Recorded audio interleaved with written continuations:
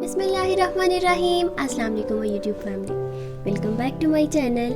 जी viewers, तो आज मैं आपके साथ शेयर करने जा रही हूँ एक बहुत ही सिंपल सी केक की रेसिपी, जिसमें ना तो आपको किसी ओवन की ज़रूरत है ना ही किसी बीटर की। बहुत ही सिंपल सी रेसिपी है। इससे पहले मैं 6 से 7 दफ़ा डिफरेंट रेसिपी से केक बना चुकी हूँ और हर बार कोई ना कोई गलती होती थी। तो जिस बंदे ने गलतियाँ की हों वो आपको बेहतर गाइड करता है। आपने इस वीडियो को कंप्लीट देखना है ताकि आपको सारी रेसिपी की अच्छे से समझ आए और आप भी घर में इतना ही सॉफ्ट केक बना सकें। तो चलते हैं रेसिपी और इसके इंग्रेडिएंट्स की तरफ। मैंने 2 अंडे ले लिए हैं।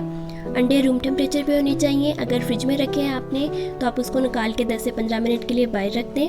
बेकिंग की सबसे पहली टिप ये है कि आपने क्वांटिटीज़ पे बहुत ध्यान रखना है, उनको आगे पीछे नहीं करना। मैं इसी कप के साथ सारे इंग्रेडिएंट्स को मेजर करूँगी। आपके पास जो भी कप हो तो आपने सारे इंग्रेडिएंट्स की मेजरमेंट के लिए सेम कप ही यूज़ करना है। मैंने 2 कप मैदा ले लिया है। मैदे को आपने अच्छे से छान लेना है। 2 कप मैदे के लिए मैं 2 अंडे यूज़ करूँगी। 1 कप ऑयल यूज़ करूँगी। केक बनाने में हम पाउडर्ड शुगर यूज़ करते हैं। वैसे तो मैदे और चीनी की क्वांटिटी हम इक्वल रखते हैं, लेकिन मुझे चीनी ज़रा कम पसंद है तो मैंने 2 कप मैदे में 1.5 कप चीनी ऐड की है। और इसके साथ हम यूज़ करेंगे वनीला एसेंस। 1 चम्मच हम इसका यूज़ करेंगे। ब्लेंडर में हमने अंडे ऐड कर देने हैं दोनों।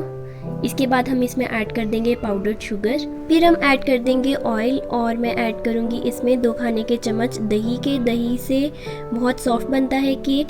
इन सारी चीज़ों को हमने ब्लेंडर में डाल देना है और इनको अच्छे से ब्लेंड कर लेना है। यहाँ पे भी कुछ लोग गलती करते हैं, इसके अंदर ही वो मैदा ऐड कर देते हैं। इसकी वजह से केक हार्ड बनता है।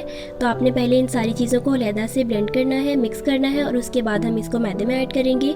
यहाँ पे मैंने इसके अंदर 1 टेबल स्पून वनीला एसेंस का भी ऐड किया था। तो ये सारा मिक्सचर हमारा रेडी हो गया है। अब हमने इसमें थोड़ा थोड़ा करके मैदा ऐड करते जाना है और साथ साथ मिक्स करते जाएंगे ताकि इसमें कोई लम्स नहीं बने। तो ये देख सकते हैं मैं थोड़ा थोड़ा करके इसके अंदर मैदा ऐड कर रही हूँ। अगर आप बीटर भी यूज़ कर रहे हैं मैदे को मिक्स करने के लिए तो मैदा ऐड करने के बाद आपने इसको कभी भी ज़्यादा बीट नहीं करना, वरना उससे भी केक हार्ड हो जाता है। तो इसी तरह से बस आपने सारा मैदा थोड़ा थोड़ा करके इसमें ऐड करते जाना है और इसको मिक्स कर लेना है और इस तरह से हमारा बैटर बिल्कुल रेडी हो जाएगा। अब हमने लास्ट में 2 चीज़ें इसमें ऐड कर देनी है, बेकिंग पाउडर। और कुछ लोग सिर्फ बेकिंग पाउडर यूज़ करते हैं, इसीलिए केक सॉफ्ट नहीं बनता। तो इसके अंदर दोनों चीज़ें यूज़ होती हैं, बेकिंग पाउडर भी और बेकिंग सोडा भी। हमने 1 टेबल स्पून इसमें ऐड कर देना है बेकिंग पाउडर का और ½ टीस्पून से भी कम हम इसमें ऐड करेंगे बेकिंग सोडा का। तो ये दोनों चीज़ें ऐड करके हमने इसको अच्छे से मिक्स कर लेना है। अगर आपको बैटर ज़रा थिक लगे तो आप इसके अंदर 2 से 3 खाने के चम्मच दूध के ऐड कर देंगे तो वो बिल्कुल ठीक हो जाएगा कंसिस्टेंसी में। तो ये जी हमारा बैटर बिल्कुल रेडी है। अब आपने जिस भी बर्तन या पैन में केक बेक करना है आपने उसको अच्छे से ग्रीस कर लेना है, उसको आपने अच्छे से ऑयल लगा लेना है। आपके पास अगर ये नहीं है आप कोई भी बर्तन यूज़ कर सकते हैं जिसमें हम केक बनाएंगे। इस पे हमने अच्छे से मैदा स्प्रिंकल कर लेना है ताकि केक नीचे चिपके नहीं। और मैं इसको डेकोरेट करूँगी बादाम से। अगर आपके पास बादाम नहीं है तो आप इसको वैसे भी बना सकते हैं। ये बेसिक स्पंज केक ही है, आप इसको प्रॉपरली डेकोरेट कर सकते हैं व्हिप्ड क्रीम के साथ। मैं इसको बादाम के साथ डेकोरेट कर रही हूँ, आप इसको किसी भी चीज़ के साथ डेकोरेट कर सकते हैं। ये आपकी अपनी चॉइस है, आपकी अपनी मर्ज़ी है। अब जो हमने केक का बैटर तैयार करके रखा हुआ है आप इसकी कंसिस्टेंसी देख सकते हैं, ना इससे ज़्यादा गाढ़ा हो और ना ही इससे ज़्यादा पतला हो। इस सारे बैटर को भी हमने पैन में डाल देना है।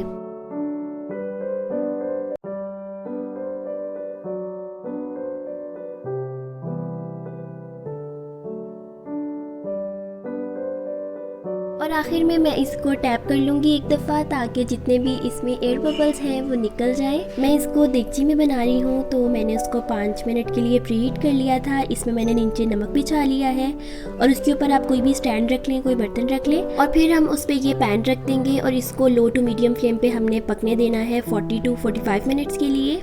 इसकी टॉपिंग के लिए मैं प्योर हनी यूज़ कर रही हूँ, आप इसकी जगह कोई जैम यूज़ कर सकते हैं, इससे बड़ी अच्छी सी शाइन आ जाती है ऊपर। तो आप ये देख सकते हैं मैंने 45 मिनट्स के बाद इसको खोला था तो आप देख सकते हैं कि ये कितने अच्छे से पक चुका है। अब ये अंदर से भी इतना अच्छे से पका है या नहीं इसके लिए हम टूथपिक यूज़ कर लेते हैं। अगर टूथपिक गीला आए बाहर तो इसका मतलब है कि ये अभी अंदर से कच्चा है। तो आप 5 से 7 मिनट के लिए इसको अगेन ढक के रख दें लेकिन ये बिल्कुल ठीक है और ये आप देख सकते हैं कितना सॉफ्ट है। 15 से 20 मिनट के लिए आपने इसको इसी पैन में रहने देना है। जब ये ठंडा हो जाए तो फिर आपने इसको डिश आउट कर लेना है। जी व्यूअर्स, तो ये थी केक की रेसिपी। उम्मीद है आपको अच्छी लगी होगी। आप भी इसको ज़रूर ट्राई करिएगा। केक उन चीज़ों में से है जो पहली दफ़ा ही बहुत अच्छा नहीं बन जाता। आप 1-2 दफ़ा बनाएंगे, आप गलतियाँ करेंगे और आप सीखेंगे। जो टिप्स मैंने दी हैं आप इनको ज़रूर ट्राई करिएगा और फिर ज़रूर बताइएगा कि आपसे केक कैसा बना है।